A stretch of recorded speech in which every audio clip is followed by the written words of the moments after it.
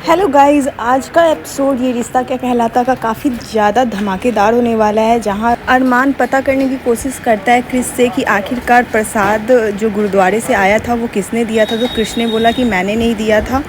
तो अरमान ने पूछा कि शायद फूफा सा ने लाया होगा। तो क्रिस बोला कि वो इतने भी ज़्यादा स्वीट नहीं है जो प्रसाद लेकर आए। तो अरमान को थोड़ा डाउट हो गया और फिर अरमान सुनता है कायरा और दादी सा की बातें, जहाँ दादी सा कायरा से पूछती रहती है कि रात में कोई आया था क्या मेरे रूम में। तो कायरा बोलती है कि नहीं, कोई नहीं आया था दादी साहब आपके रूम में। शायद वो दवाई के साइड इफ़ेक्ट के कारण आपको लग रहा है कि हॉस्पिटल में भी कोई आया था आपके बेडरूम में और रात में भी कोई आया था। तो दादी साहब बोलती है कि गज़ब की जादुई दवाई है।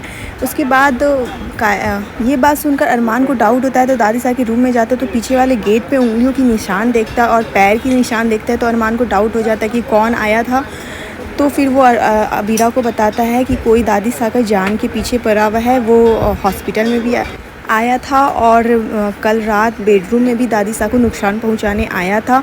तो अबीरा बोलती है इसका पता एक ही चीज़ से पता चल सकता है, हॉस्पिटल के सीसीटीवी कैमरे की फुटेज देख के हमें पता चल सकता है। इतनी देर में ऑटो में आ जाती है सीसीटीवी कैमरा की फुटेज, और लेकिन वो आदमी नकाब लगाया रहता है तो ये लोग को कुछ दिखता नहीं। अबीरा बोलती है कि चलो अरमान, हम लोग हॉस्पिटल में जाकर नर्स से पूछते हैं, कोई ना कोई तो कुछ भी बता ही देगा कि एक आदमी कौन है जो दादी साहब से मिलने के लिए बार बार बेडरूम में आ रहा है। तो अरमान अबीरा ऑटो में जैसे ही जाते रहते हैं, मनीष और रूही भी कार से जाते रहते हैं। तो मनीष देख लेता है अरमान और अबीरा को ऑटो में साथ जाते हुए। मनीष बोलते हैं रूही को कि एक बात कहूँ बेटा, तुम बुरा मत मानना, अरमान ने तुम्हारे लिए कभी स्टैंड नहीं लिया। उसने यहाँ तक कि अपने घर वाले को भी कुछ भी नहीं बताया तुम्हारे बारे में, और अबीरा के बारे में सबको बताया और सबसे लड़ रहा है, घर वालों से भी लड़ रहा है। अरमान अबीरा एक दूसरे से प्यार करते हैं। तो रूही बोलती है कि प्यार ही सब कुछ नहीं होता, अगर प्यार सब कुछ होता तो अरमान अबीरा अभी तक शादी कर लिए होते। इतनी देर में दोनों के कार के सामने एक कार की एक्सीडेंट हो जाती है और मनीष जब उतर के देखने वाला होता है तो मनीष को रूही बोलती है कि आप मत उतरिए, आपकी तबीयत ख़राब है, मैं उतर के देखती हूँ। इधर हॉस्पिटल में नर्स से पता लगाने अरमान और अबीरा जाते। तो नर्स से पूछते हैं कि जो नकाब लगा कर आया था वो लड़का का नाम क्या आप बता सकते हैं। तो नर्स बोलती है कि यहाँ पे इतने लोग आते हैं और इतने लोग जाते हैं, मुझे हर कोई का नाम नहीं पता है। उन्होंने नाम बताया था लेकिन मुझे याद नहीं। फिर नर्स बहुत सोचती है तो उसे याद आता है उसका नाम रोहित है।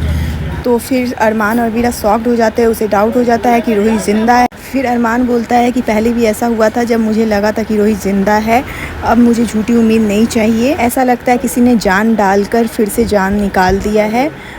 तब अरमान बोलता है कि हमें घर वाले को ये सब बात बताना ज़रूरी है। तो वो लोग घर की ओर चलते हैं। यहाँ रूही कार के पास आती है और जैसे ही कार का दरवाज़ा खोलती है उसे रोहित दिखता है और वो बहुत ज़ोर से चिल्लाती है। तो दी नानू दौड़े दौड़े आते हैं।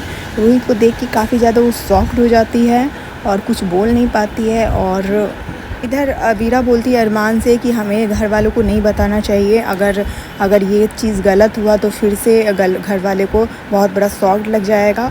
तो अरमान बोलता है कि नहीं, हम घर वालों को बताएंगे, चाहे जो भी हो हमें सच का सामना करना पड़ेगा। ये बोलकर अरमान और अबीरा घर की तरफ जाते हैं। और जैसे ही घर की तरफ जाते हैं वो बोलते हैं कि दादी सा हमें कुछ बताना है। तो अरमान बताने वाला होता है लेकिन वो बता नहीं पाता है कि क्या उसने देखा। सब लोग पूछते हैं कि क्या हुआ अरमान, क्या हुआ अरमान। फिर अबीरा बोलती है कि मैं बताती हूँ। जैसे ही अबीरा बताने वाली होती है उतनी देर में रूही आ जाती है दौड़ते हुए कि ये ज़िंदा है, ये ज़िंदा है। और सब घर वाले रोहित को देख के बहुत शॉक्ड हो जाते हैं। अरमान और विद्या के आंखों से तो समझो आंसू रुकने के नाम नहीं ले रहे थे और सब कोई शॉक्ड हो जाते हैं। और माधव यानी रोहित के पापा को भी काफ़ी ज़्यादा शॉक लगता है। और रूही ये सोचती है कि शायद मैं यहाँ पे लाकर अरमान के पास जाने की सारी रास्ता बंद तो नहीं कर दिया, रोहित को लाकर मैंने कुछ गलती तो नहीं कर दी। तो गाइज़ अबीरा घर के बाहर ही सब कुछ देखती रहती है और सभी को रोहित के साथ मोमेंट अच्छे जो बिताए हैं पहले वो याद आते रहते हैं। अरमान को भी रोहित के साथ जो भी मोमेंट्स अच्छे बिताए हैं वो याद आते रहते हैं। और अबीरा को भी याद आते रहते हैं कि वो कैसे भाभी करता रहता था और अबीरा को बोलता था कि मुझे अब अरमान भाई की कोई टेंशन नहीं है जब से आप भाभी आ गई हो। तो ये सब चीज़ देख के अबीरा बहुत ज़्यादा इमोशनल होती रहती है और बहुत ज़्यादा रोती रहती है। और दादी साहब भी बहुत ज़्यादा रोती है, उन्हें भी रोहित के साथ बिताए हुए हर पल याद आते रहते हैं। विद्या भी बहुत रोते हुए रोहित के साथ बिताए हुए हर पल को याद करती रहती है कि कैसे वो मामा करता रहता था। और माधव भी रोहित के साथ बिताए हुए हर मोमेंट्स को याद करते हैं कि कैसे रोहित अपने पापा से प्यार करता था और उन्हें ऑफिस भेजता था। और बच्चे लोग सारे भी रोहित के साथ बिताए हुए हर मोमेंट्स को याद करते हैं और सबको अपने साथ बिताए हुए सारे मोमेंट्स याद आते रहते हैं, चाची शाह को भी। और यहाँ तक कि फूफा जैसा जो कभी किसी के लिए रोने वाले नहीं है, उनका भी आँखों से आंसू आता रहता है और वो भी याद करते रहते हैं रोहित के साथ बिताए हुए हर मोमेंट्स को। और मुझे तो फूफा शाह से उम्मीद नहीं थी कि फूफा शाह रोने वाले हैं, लेकिन फूफा शाह को भी आज हमने रोता हुआ देख लिया। काफ़ी ज़्यादा इमोशनल मोमेंट था। और विद्या, दादी शाह, अरमान सब कोई बहुत लाड प्यार करते हैं रोहित को। हालांकि अभी रोहित को कोई होश नहीं आया हुआ है और दादी शाह उसे गले लगाती है। और फिर दादी शाह रोहित के फ़ोटो पे हार जो चढ़ा रहता है उसे हटा देती है और विद्या भगवान के सामने रो रो कर बोलती है कि आपने आज मुझे जीने की वजह दे दी और मुझे अपनी ज़िंदगी की सारी खुशियाँ लौटा दी। इधर माधव भी बहुत रोता रहता है। माधव कभी ऐसे रोते हुए माधव को हमने नहीं देखा है टीवी शो में।